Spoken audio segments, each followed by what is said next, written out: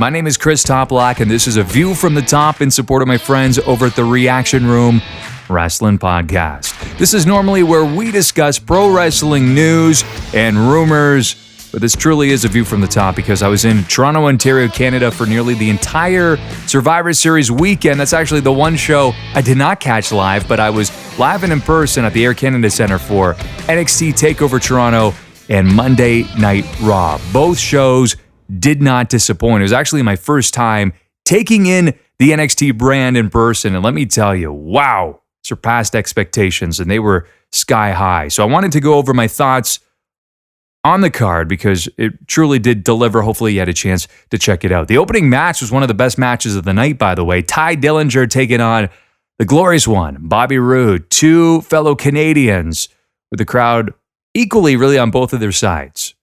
Bobby Roode came out on top, but Tye Dillinger has really been built as this great underdog character when he finally wins the big one, whether it's a championship match or just against a top-name opponent. I believe wherever he is, no matter the arena, the roof will blow off the building. So he's being primed, in my humble opinion, for that underdog role where he's going to rise to the occasion. As for Bobby Roode, Triple H was already alluding to the fact that he may be ready to challenge for the NXT World Championship. A little bit more on that later on. The next match was the most disappointing match of the evening. It was the finale in the Dusty Rhodes Tag Team Classic. It was weak. The crowd simply did not care about them. Here's the thing. TM61 is a very talented tag team, but I'm not invested in them, and neither are most fans. They're very athletic. They collaborate quite well, but again, they haven't done a great job of building up that tag team and given us a reason to care about them. Authors of Pain have just been pushed as these monsters, but again, it's been rushed, and despite the fact they won, the crowd did not care whatsoever. There's even an awkward photo op with Triple H, William Regal, Dustin Rhodes. Everybody was just silent. They mostly were surprised that Triple H has shown up. That was about it. And the ending of that match was totally predictable with Paul Ellering in that shark cage. You knew that he was going to drop some sort of object. The chain made sense. One of my closest buddies, Kyle, went with me to NXT TakeOver Toronto. He predicted it as well, too, to a T. But Shane Thorne with a great spot in that match. It didn't quite save it, but it was very entertaining. I've said this openly, match of the year. It was absolutely incredible. DIY taking on The Revival, the two best tag teams in the industry today. It was a 2 out of 3 falls match for the NXT Tag Team Championship. Man, it was great back and forth action. Everybody was on the edge of their seats, and for DIY to finally come out on top, the crowd roared in approval. That's exactly what they wanted. I mean, both of those teams would be a massive hit on the main roster as long as they were booked properly. But man, I mean, The Revival are wizards when it comes to psychology. And as for DIY, they can do virtually anything in the ring that you ask them to do. So big fans of both teams. They over-delivered. And again, I stick by that match of the year. I really don't see any other match surpassing that, at least in the next month.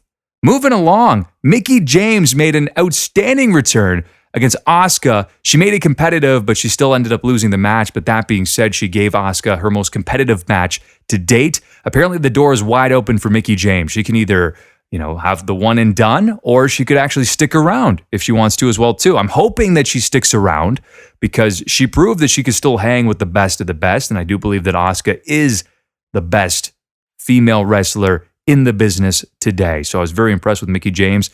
Great approval from the audience as well, too. She looked physically great as well, too. The best I think she's ever looked in the WWE. Shinsuke Nakamura versus Samoa Joe. The only way for them to continue this feud was for Samoa Joe to win, but the crowd was legitimately shocked. I was too. I really thought that no one would ever dethrone Shinsuke Nakamura. Samoa Joe did it. It was vicious.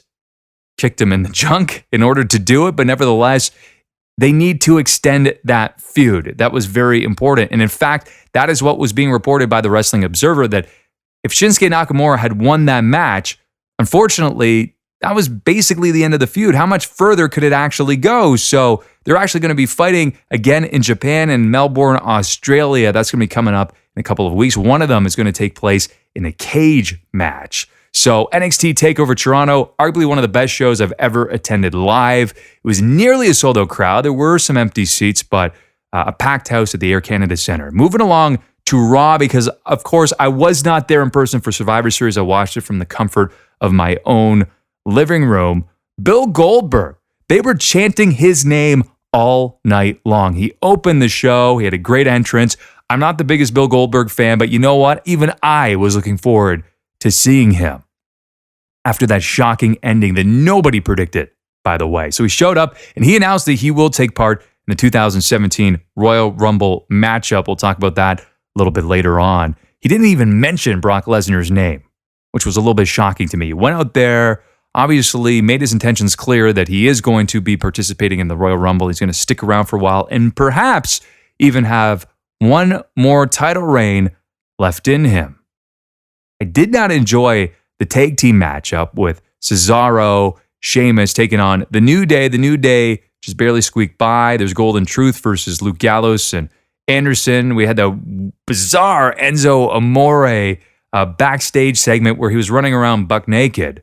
Lana saw him, and then he went out and got squashed by Rusev.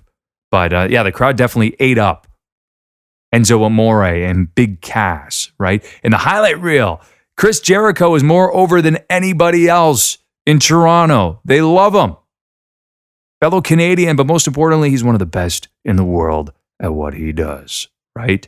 And going out there and swerving us, because I was actually thinking, are they going to do the breakup? Are they going to fully commit to it? Will they tease it? They swerved us. You know whose fault it is? Roman Reigns, and they hug it out. Great acting in that segment from not only Kevin Owens, but Chris Jericho, both on their A game. Sami Zayn, he got beat down. I did not really enjoy that segment. And of course, the final match of the evening, actually before skipping over that, we had Sasha Banks come down. We had Charlotte come down. That was not the greatest tag team match in the world, but the crowd absolutely loved Sasha Banks and Bayley. And Charlotte, definitely one of the top heels on the main roster. Everybody was booing her out of the building. Of course, we had two matches for the Cruiserweight division as well, too. Cedric Alexander, who I believe is a future star. Fantastic. And of course, as well, too, we had TJ Perkins coming up just a little bit short against Rich Swann, who I also love. I think that he's a great individual to go up against the Brian Kendrick for that Cruiserweight Championship. So really looking forward to that match coming up. I believe it'll be next week on 205 Live. And that main event, wow. I mean, they gave that away on Raw. It was Seth Rollins versus Kevin Owens. They fought in the audience.